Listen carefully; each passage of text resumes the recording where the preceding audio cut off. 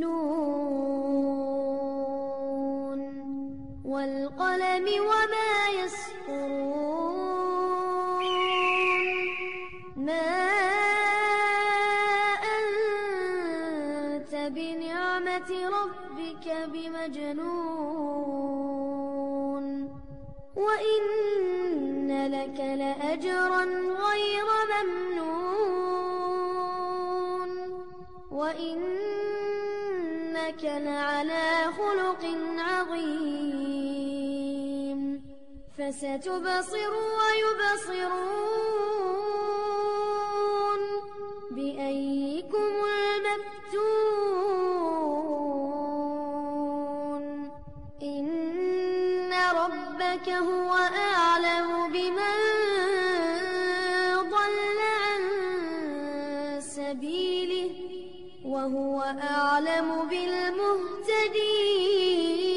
بسم الله الرحمن الرحيم. إن الحمد لله نحمده ونستعينه ونستغفره ونعوذ بالله من شرور أنفسنا ومن سيئات أعمالنا من يهده الله فلا مضل له ومن يضلل فلا هادي له أشهد أن لا إله إلا الله وحده لا شريك له وأشهد أن محمدا عبده ورسوله صلى الله عليه وعلى آله وصحبه أجمعين ومن تبعهم بإحسان إلى يوم الدين أما بعد. Ikhwatal iman, jemaah yang dimuliakan oleh Allah Subhanahu wa taala. Kita bersyukur kepada Allah Subhanahu wa taala yang senantiasa melimpahkan karunia dan rahmatnya kepada kita semua, sehingga kita masih mampu melakukan ubudiyah kepada Allah Subhanahu wa taala. Kemudian salat beriringan salam kita perbanyak ucapkan untuk Nabi kita Muhammad sallallahu alaihi wasallam. Allahumma salli ala Muhammadin wa ala ali Muhammad.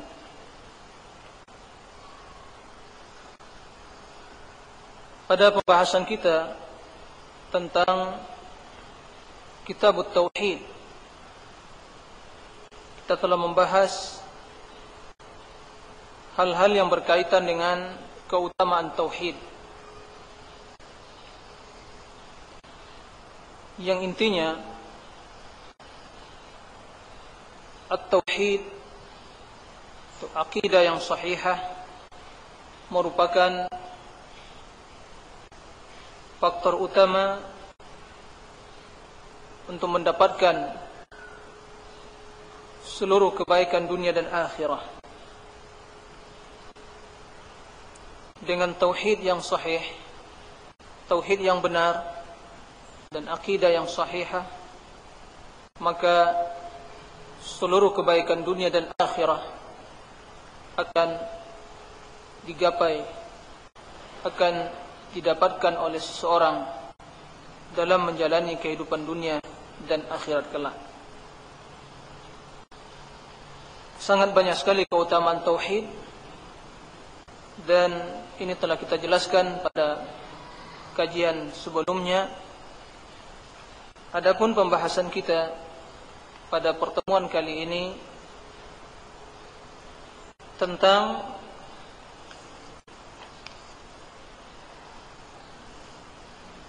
keutamaan atau ganjaran yang diberikan oleh Allah Subhanahu wa taala pada orang-orang yang mengamalkan tauhid dan merealisasikannya dalam kehidupan sehari-hari.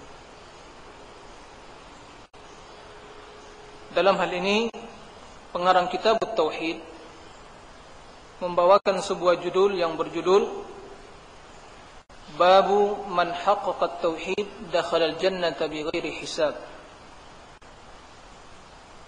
Bab man haqqaqa at-tauhid dakhala al-jannata bighairi hisab.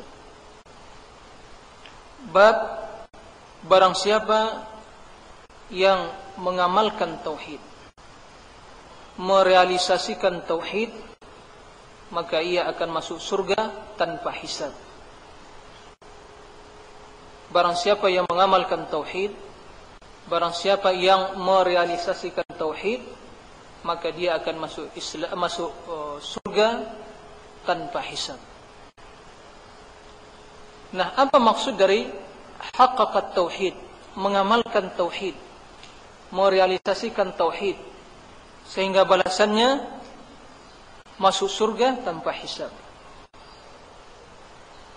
Apakah pengamalan terhadap tauhid atau penerapan terhadap tauhid hanya sekedar ucapan di bibir, hanya sekedar keyakinan di hati saja, tanpa diaplikasikan dan direalisasikan dalam bentuk amalan dalam melaksanakan ubudiyah atau ketaatan pada Allah Subhanahu wa taala? Inilah yang insyaallah akan kita jelaskan.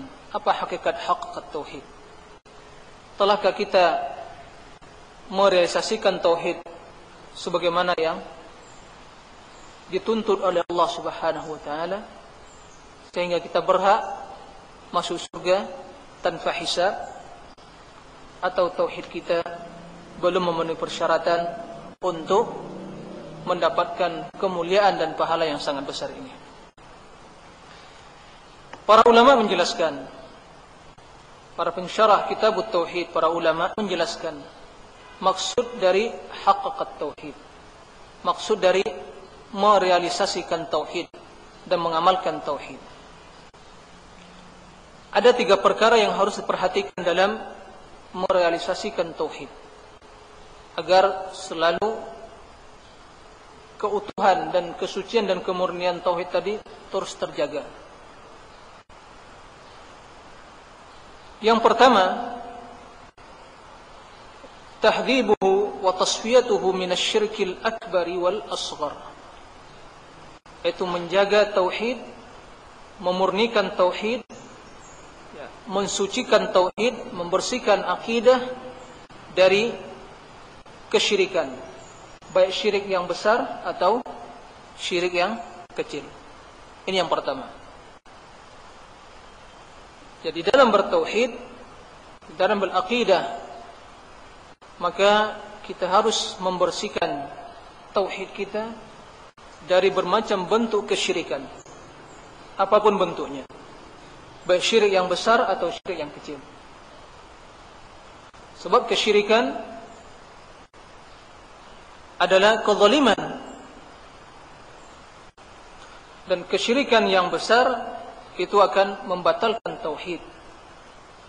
Adapun kesyirikan yang kecil merupakan dosa yang paling besar, akan tetapi dia tidak membatalkan tauhid, akan tetapi hanya mengurangi kesempurnaan tauhid. Tapi dia merupakan dosa akbar al-kabair, dosa yang besar adalah kesyirikan kepada Allah Subhanahu wa taala. Jadi yang pertama, makna mengamalkan tauhid dan merealisasikan tauhid adalah tasfiyatuhu, mensucikan, membersihkan tauhid kita dari kesyirikan. Dari kesyirikan, baik syirik yang kecil atau syirik besar atau syirik yang kecil. Nah, perlu dipahami, jangan sampai luput dari keilmuan kita tentang makna tauhid. Tauhid yang dimaksudkan di sini, karena Syekh berbicara tentang tauhid, itu tauhidul uluhiyah. Ini secara khusus di sini. Artinya keikhlasan dalam melaksanakan ubudiyah kepada Allah Subhanahu wa taala. Ini yang dimaksud oleh Syekh dalam kitab tauhid. Sebab kitab ini dikarang untuk menjelaskan tauhidul uluhiyah. Jadi yang dimaksud adalah kemurnian ibadah kita kepada Allah Subhanahu wa taala. Keyakinan kita bahwasanya Rabb yang berhak diibadati hanyalah Allah Subhanahu wa taala. Kemudian kita mengikhlaskan seluruh ibadah kepada Allah. Inilah yang dimaksud dengan at-tauhid dalam pembahasan kita pada kesempatan kali ini. Jadi bab man haqqaqa tauhid, pertama makna haqqaqa tauhid, mengamalkan tauhid, merealisasikan tauhid, artinya memelihara tauhid kita, mensucikan tauhid kita, membersihkannya dari seluruh bentuk kesyirikan, baik syirik yang besar dan juga syirik yang kecil.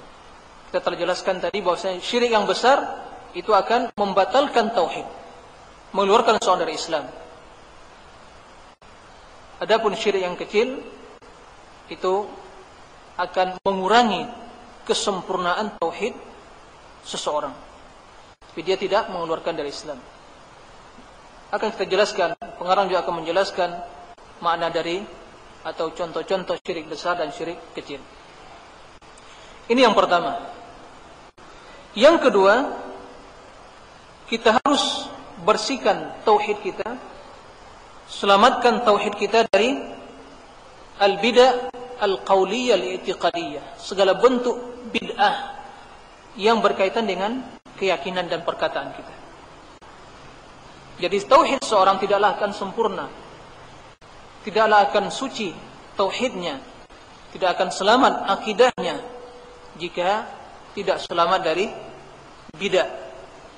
bid'ah al-i'tiqadiyah, seluruh bid'ah yang berkaitan dengan keyakinan, akidah, dan termasuk dalam hal ini perkataan, qauliyah al-i'tiqadiyah.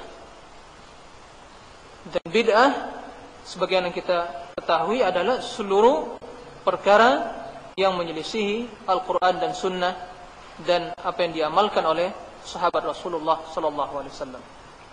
Nah, kita bersihkan akidah kita, tauhid kita dari bid'ah, dari bermacam bentuk perkara-perkara yang baru yang berkaitan dengan perkataan dan juga keyakinan. Kemudian juga wal bid'ah al-fi'liyah al-amaliyah, dan bid'ah yang berkaitan dengan ibadah dan amalan. Jadi bid'ah itu bermacam-macam. Ada bid'ah dalam bentuk perkataan dan keyakinan. Keyakinan yang bermacam-macam yang menyimpang dan keluar dari akidah ahli sunnah, seluruhnya dikategorikan ke dalam bid'ah. Yang kedua, al-bid'ah al-qauliyah, al-bid'ah al-amaliyah al-ibadiyah, bid'ah yang berkaitan dengan amalan dan ibadah. Seluruh peribadatan, amalan yang tidak ada landasannya dalam Al-Quran dan Sunnah. Ini yang kedua. Jadi bersihkan tauhid kita dari bermacam bentuk bid'ah yang dalam bentuk keyakinan atau akidah dan juga dalam bentuk amalan. Yang ketiga, kita bersihkan tauhid kita, kita selamatkan tauhid dan akidah kita dari seluruh bentuk dosa dan maksiat, seluruh bentuk jenis dosa dan maksiat, minal ma'asi. Jadi kita selamatkan, bersihkan akidah kita, selamatkan akidah kita dan tauhid kita dari bermacam bentuk maksiat dan dosa. Itulah tiga perkara yang mencakup atau yang termasuk ke dalam makna mengaplikasikan atau merealisasikan tauhid. Berarti dari haqqaqat tauhid.